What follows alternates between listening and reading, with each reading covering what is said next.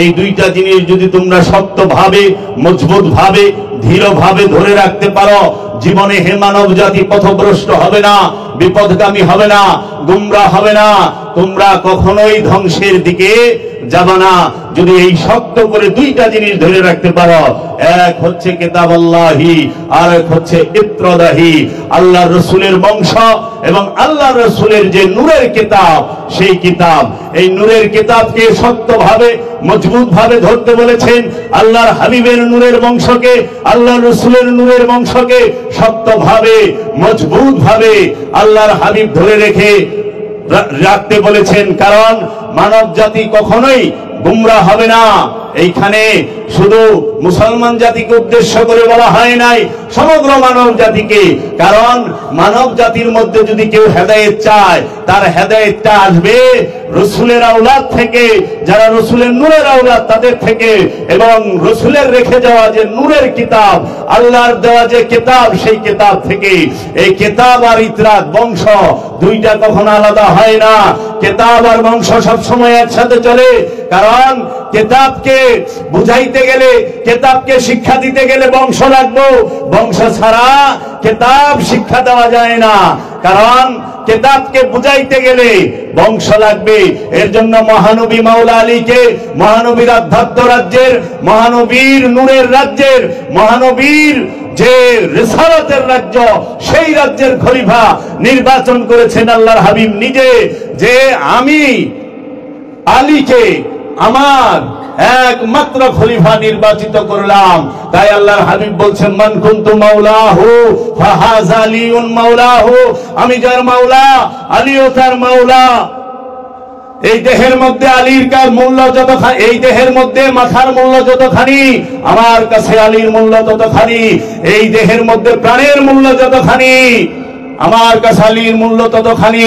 সমস্ত সাহাবায়ে কেরামদেরকে জিজ্ঞেস করলেন, ও আমার সাহাবারা, ও আমার সঙ্গীরা, তোমরা শুনিয়া রাখো, তোমরা জানিয়া রাখো, তোমরা একটি সাক্ষী দাও। সেইটি কি? যে আমি কি তোমাদের জান থেকে প্রিয় নই? আমি কি তোমাদের জান থেকে প্রিয় নই? সবাই এক কণ্ঠে বললেন, কালু বালা ইয়া রাসূলুল্লাহ, হে আল্লাহর হাবিব। এই ইটা বন্ধ হয়ে গেছে, সাউন্ডটা ঠিক করেন। হে আল্লাহর হাবিব, নিশ্চয় আপনি আমাদের জীবন থেকে প্রিয়, আপনি আমাদের জান থেকে প্রিয়।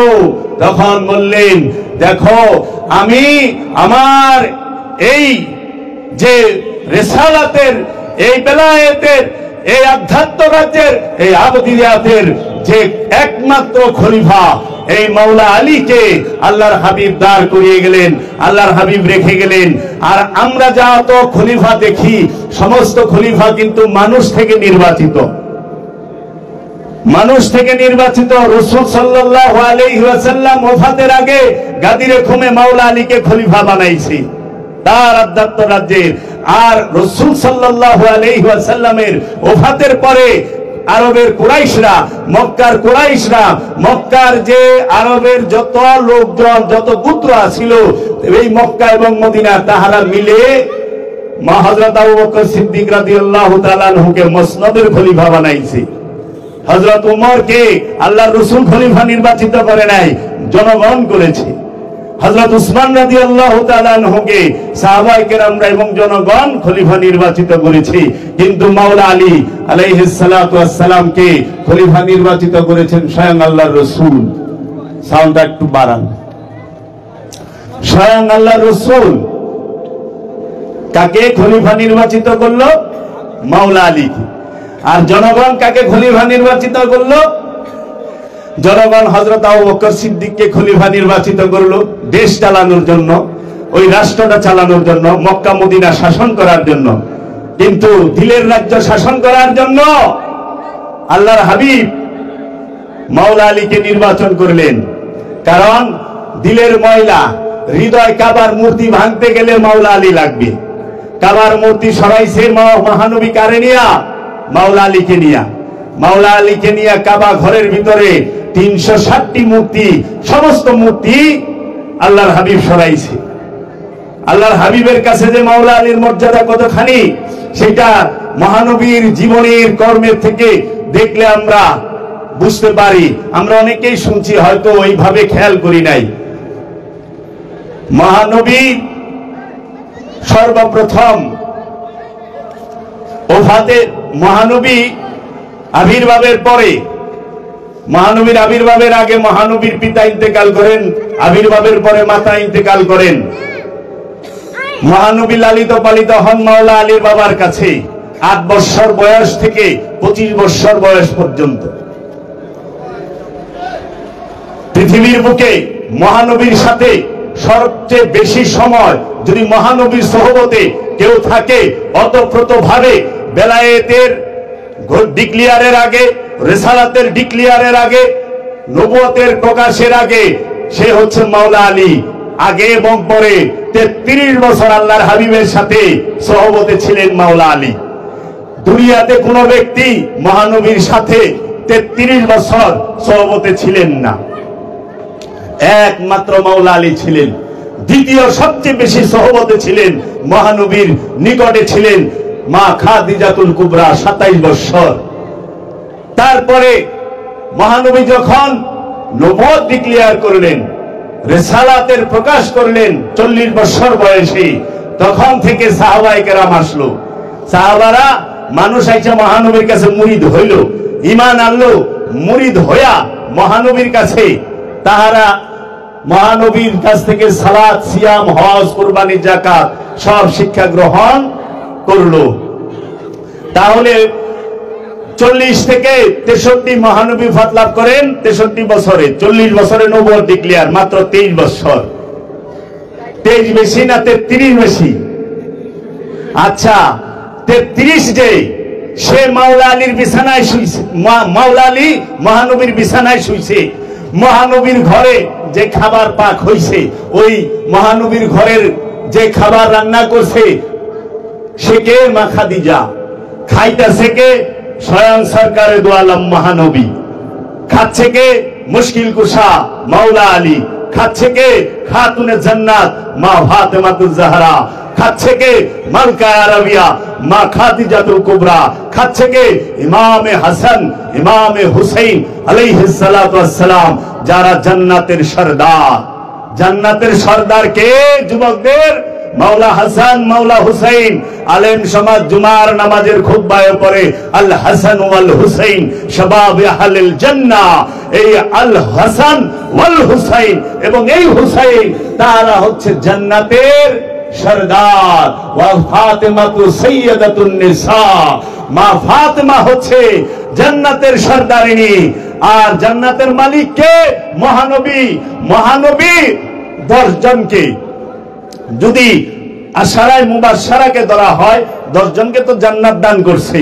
তাই দান কে করতে পারে? যে মালিক সে। তো মহানবী জান্নাতের মালিক। মাওলা আলী সাকিয়ে কাউসার, মহানবী মালিকে কাউসার। কাউসারের মালিক মহানবী, বাটনেওয়ালা সাকিয়ে কাউসার মাওলা আলী। জান্নাতের সরদারিনী মা ফাতেমা, জান্নাতের সরদার মাওলা হাসান, মাওলা হুসাইন। মাওলা আলী, মা ফাতেমা, মাওলা হাসান হুসাইনের বিরোধিতা করে কার জান্নাতে যাইবেন আপনারা?